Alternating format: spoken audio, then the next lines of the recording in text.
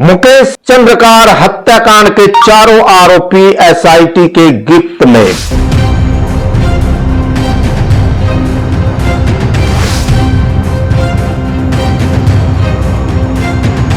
पत्रकारों ने भी दिल्ली प्रेस क्लब में उक्त घटना के संदर्भ में क्या कुछ कहा है। कहानी को समझने में घोटाले तो संविधान पे मुझे लगता है कि इससे इनका जो हत्या हुई है इससे इनका व्यक्तिगत हत्या नहीं है, एक्सप्रेशन का जो धारा है उसका भी हत्या हुई है। लेकिन असल कहानी तो वो पत्रकार लिखते हैं जो जीवन को जी रहे हैं, कठिनाइयों में जी रहे हैं। तो पत्रकारिता के लिए लड़ने वाले एक नौजवान पत्रकार की भी हत्या कर दी गई। एक एनकाउंटर में 17 निर्दोष आदिवासी मारे गए थे और वो ऐसे ही वहां उस जगह पैदा हुए थे।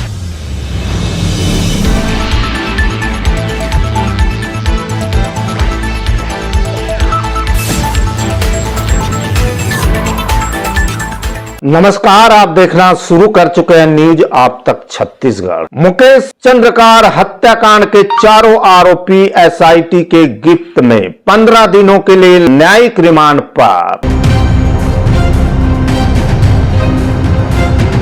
क्या प्लानिंग किए, कब किए, क्यों किए, कैसे किए, सारी जानकारी देखिए वीडियो के माध्यम से।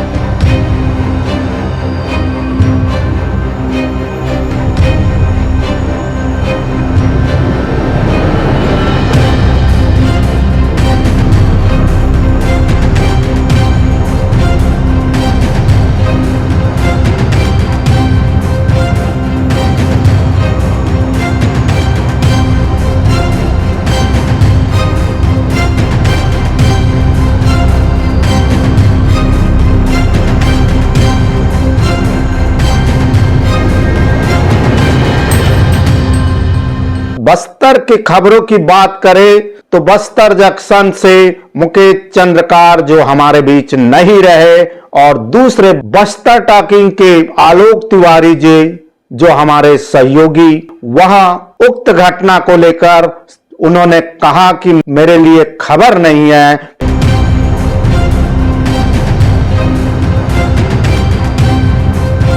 बात आती है बस्तर की घटना को करीब से देखने की, बस्तर के भ्रष्टाचार को करीब से देखने की, तो वही बस्तर जंक्शन में जो खबर चलती थी वह खबर बस्तर टॉकिंग में भी आलोक तिवारी जी जो हमारे सहयोगी चलाते थे। उक्त मुकेश चंद्रकार के हत्या को लेकर क्या जानकारी दी है, ग्राउंड रिपोर्ट जिसे हम सही मानते हुए आप तक पहुंचा रहे हैं। इस सेप्टिक टैंक में भी वैसा ही था पूरा मामला और पूरा प्लान था कि इसको मारना है और मारना ही है और पूरा गुस्सा निकालना है। तभी उसके जो शरीर है उसके साथ में इतनी बर्बरता की गई, इतनी बर्बरता की गई। इतना पतला दुबला था मुकेश, मैं कई बार बोलता था उसको खाने पीने में ध्यान नहीं देते हो, सुबह उठो तो कुछ नाश्ता हैवी करो, ये सब ध्यान नहीं देता रहा। सोचो उस पतले दुबले शरीर पर उन्होंने उस मोटे से रॉड से कैसे मारा होगा। मतलब वो भी कौन मार रहा है, रितेश के साथ की ये तस्वीर आप जो देख रहे हैं BMW के साथ में, मर्सिडीज के साथ में, और वो दोनों इतने पक्के मित्र थे। ये वीडियो आप जो देख रहे हैं हल्दी का वीडियो है और इस वीडियो में आप देखें सफेद कुर्ते में आपको मुकेश नजर आएगा, ये जो अभी स्क्रीन पे आपके चल रहा है। तो इससे आप इन दोनों के संबंध की गहनता और गहराई को समझ सकते हैं।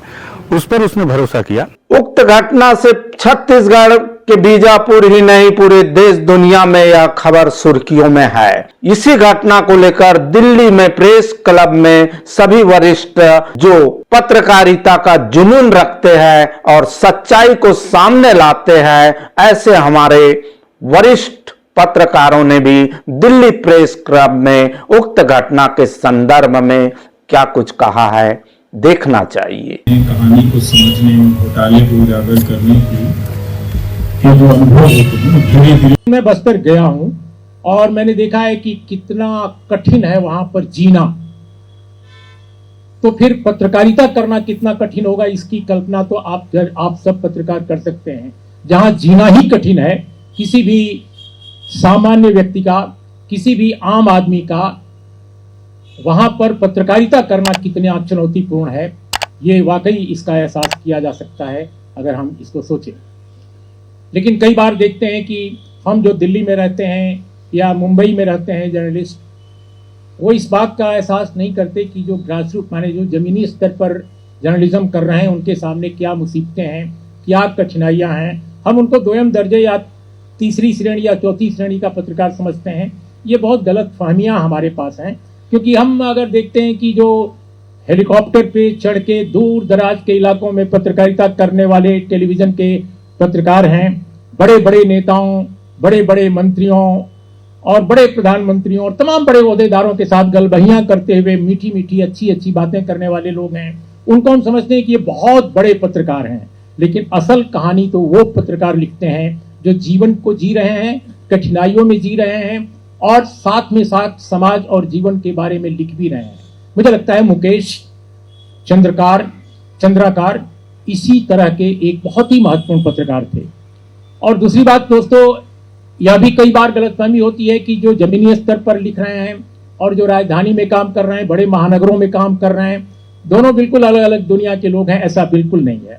आप देखिए महानगरों में भी जो पत्रकार बड़े ओहदेदारों से गलबहियां नहीं कर रहे हैं, उनके साथ क्या बीत रही है।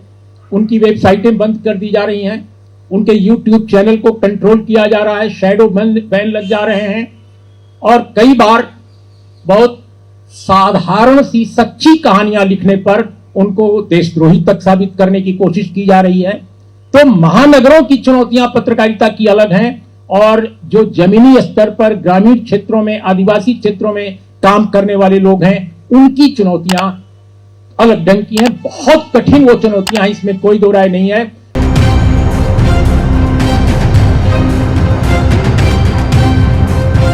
आज हम यहाँ एक साथी पत्रकार जिनका नाम मुकेश चंद्राकर था और वो बीजापुर, बस्तर, छत्तीसगढ़ से पत्रकारिता करते थे, उनकी पिछले दिनों हत्या हो गई, बल्कि हत्या कर दी गई और 1 जनवरी से वो मिसिंग थे।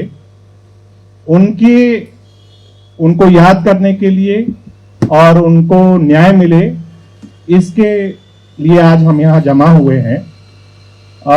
ये आज की सभा का मकसद है। माओवाद संगठन के लोग आपस में चर्चा करेंगे, उसके बाद देखिए हमें यहाँ नहीं होना चाहिए, ये शाम यहाँ होने की नहीं थी। मुकेश का जन्म बीजापुर जिले के बासागुड़ा गांव में हुआ था। बासागुड़ा अगर आपको पता हो तो एक समय वो नक्सलियों का बहुत बीहड़ इलाका हुआ करता था और बासागुड़ा वो जगह है जहां 2012 की जून में जहां सिक्योरिटी फोर्सेस के एक एनकाउंटर में 17 निर्दोष आदिवासी मारे गए थे और वो ऐसी वहां उस जगह पैदा हुए थे। और जब उनका जन्म था वो नक्सलियों के आगमन के बस्तर में आगामी वर्ष थे जब मुकेश का वहां जन्म हुआ। उसके कुछ समय बाद जब मुकेश की उम्र बहुत कम थी, उनके पिता का वहां देहांत हो गया और फिर उसके कुछ ही समय बाद जो अपने अर्ली टीन्स में थे मुकेश का परिवार बहुत ही भीषण सलवा जुडुम की हिंसा में घिर गया। आप कल्पना कीजिए, एक बच्चा जब जंगल की दुनिया में अपनी निगाह, अपनी दृष्टि को देखना शुरू कर रहा है, दुनिया आसपास की दुनिया को, वह सलवा जुडुम की हिंसा से विस्थापित हो जाता है। तो मुकेश बहुत कम उम्र में सलवा जुडुम के दौरान विस्थापित हुए और वो अपनी माँ और अपने भाई के साथ एक शरणार्थी कैंप में जाकर रहने लगे। ये मुकेश के आरंभिक दिन है। ऐसी स्थिति में आप कल्पना कीजिए कितना मुश्किल रहा होगा किसी करियर जैसी चीज के बारे में सोच पाना, लेकिन उस व्यक्ति के अंदर एक जज्बा था कि उन्हें लगा कि अगर मैं शायद कुछ कर सकता हूं तो यहाँ की कहानियां, यहाँ की खबरें, इस जंगल के बारे में दुनिया को बता सकता हूं। वहां से मुकेश के भीतर वो पैशन शुरू होता है। करीब 10 बरस मुकेश ने फ्रीलांस जर्नलिज्म की। रायपुर और दिल्ली के कुछ अखबारों, कुछ चैनल के लिए वो चिटपुट लिखा करते थे। जहां अक्सर उनके साथ होता था, जो आप सभी लोगों को पता है, उनकी बाईलाइन अक्सर लोग चुरा लिया करते थे। ये इतनी त्रासदी है छोटी जगहों के रिपोर्टर्स के लिए कि उनका काम होता है, इनपुट्स उनके होते हैं, वीडियोस उनके होते हैं और उस वीडियो को, उस इनपुट को बड़े शहरों के राजधानी के पत्रकार उसको ट्वीट करके अब उसका अपना नाम कमा लेते हैं। आप जानते हैं कि वो वीडियो वो लोग व्हाट्सएप ग्रुप में शेयर करते हैं गुड फेथ के साथ, लेकिन उस वीडियो को यहां बैठा कोई इन्फ्लुएंसर अपने हैंडल से शेयर करता है, वो अचानक से भयंकर रूप से वायरल हो जाता है और हमें नहीं मालूम पड़ पाता कि आखिर वो वीडियो आया कहां से था। वो वीडियो, वो जानकारी, वो सूचना मुकेश जैसे पत्रकार लाया करते थे। 10 बरस तक इस त्रासदी को झेलने के बाद कि जब वो लगातार देख रहे हैं कि मेरी आवाज की कहीं कोई वैल्यू नहीं है, तब मुकेश को लगा कि अब मुझे अपना YouTube चैनल शुरू कर लेना चाहिए। और ऐसे में मुकेश ने अपना YouTube चैनल शुरू किया, जिसे आप देख सकते हैं, शायद आपने देखा भी होगा, जिसका नाम है बस्तर जंक्शन। वो समय था जब बस्तर में, थोड़ा सा इसलिए बता रहा हूं आपको कि 2021-22 के आसपास बस्तर के कई सारे स्थानीय पत्रकारों को लगा कि YouTube ने उन्हें वह माध्यम दे दिया है जिसके जरिए वो रायपुर और दिल्ली के आकाओं को एकदम बाईपास करके अपने दर्शक के साथ सीधा संवाद कर सकते हैं। यहां से मुकेश की पत्रकारिता की एक सेकंड जर्नी, या कहें तो एक सेकंड इनिंग शुरू होती है, जहां से वे कहीं अधिक चर्चित हो जाते हैं। उनका चेहरा हम में से कई लोग जानने पहचानने लगते हैं। ये उनका ये दूसरी इनिंग है। इस दूसरी इनिंग में उनके साथ लेकिन कई सारी समस्याएं भी जुड़ जाती हैं, क्योंकि जितने वो चर्चित होते जाते हैं उतना ही उन पर स्थानीय पुलिस प्रशासन इत्यादि का दबाव आ जाता है।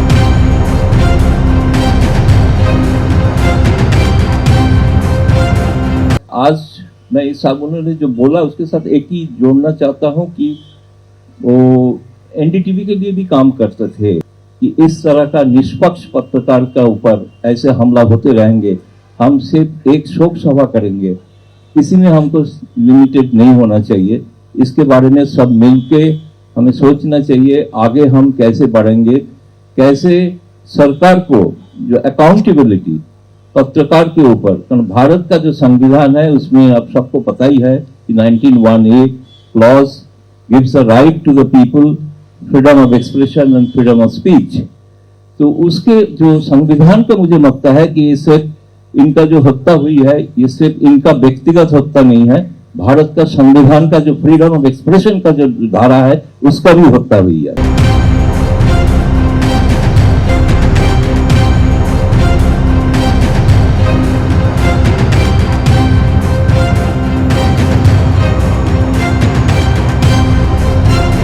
हैदराबाद में ईटीवी का मुख्यालय था, वहां पर एमपी छत्तीसगढ़ चैनल चलता था और मुकेश हम लोगों के साथ छत्तीसगढ़ से बीजापुर के लिए रिपोर्टिंग करते थे।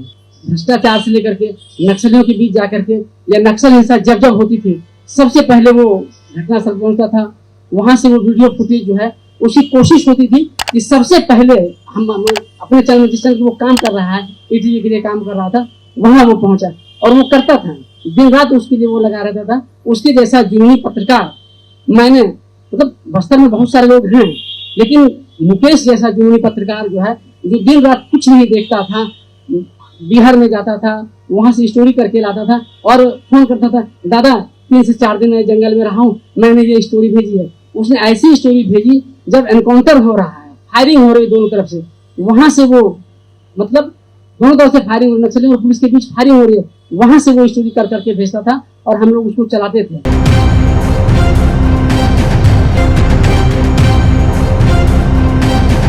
कई साल लग जाते हैं एक पत्रकार को पत्रकार बनने में, एक दिन में वो नहीं बनता है।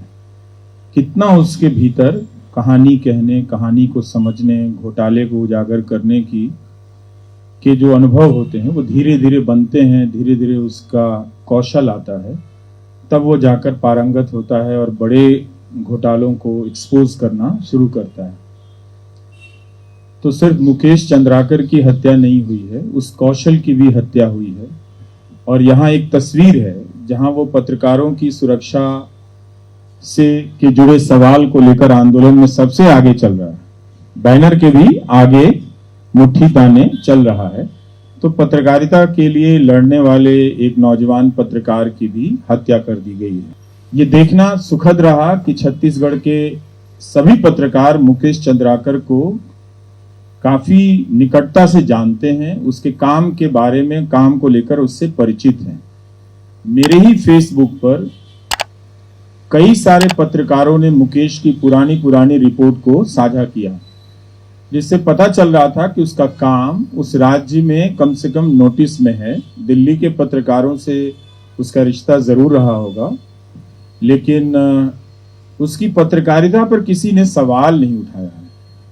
शायद ये वजह थी कि उस ठेकेदार को ये बात चुभ गई होगी उसकी खबर को लेकर कि किस स्तर के पत्रकार ने उसकी जो ठेकेदारी को लेकर जो सवाल उठाए थे किया है।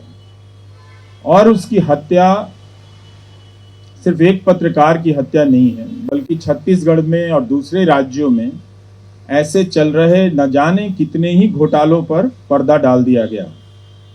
कोई मुकेश जैसा उत्साही पत्रकार अब उन घोटालों पर हाथ डालने से डरेगा, सोचेगा या उसे कोई हतोत्साहित करेगा कि मत करो, तो बहुतों ने राहत की भी सांस ली होगी। क्योंकि हुआ यह है कि जो संस्थानिक मीडिया है उसने इस तरह की खबरों पर हाथ लगाना बंद कर दिया है। अब YouTube या निजी स्तर पर जिनके जिस रूप के प्लेटफॉर्म हैं वो अपने जोखिम पर इस तरह की खबरें कर रहे हैं हर राज्य में। इसलिए आप देखिएगा कि पहले उनका टकराव प्रशासन से होता है, प्रशासन उन पर तरह तरह की बंदिशें लगाता है, तरह तरह के मुकदमे करता है, और ये आए दिन की घटना हो गई है। Editors guild, press club, IWPC, ये 3 संस्थाएं हैं जो बहुत सजगता के साथ और त्वरित गति से अपनी प्रतिक्रिया जाहिर करती हैं। लेकिन इसके बाद भी जो प्रशासन का मन बढ़ा है कि पत्रकारों को किसी तरह कुचल देने का, क्योंकि उसे पता है कि अब इनकी सुरक्षा हटा ली गई है, अब इनके पास कोई सुरक्षा कवच है नहीं, तो उसका दमन करना उस अफसर के लिए भी बहुत ज्यादा आसान हो गया है।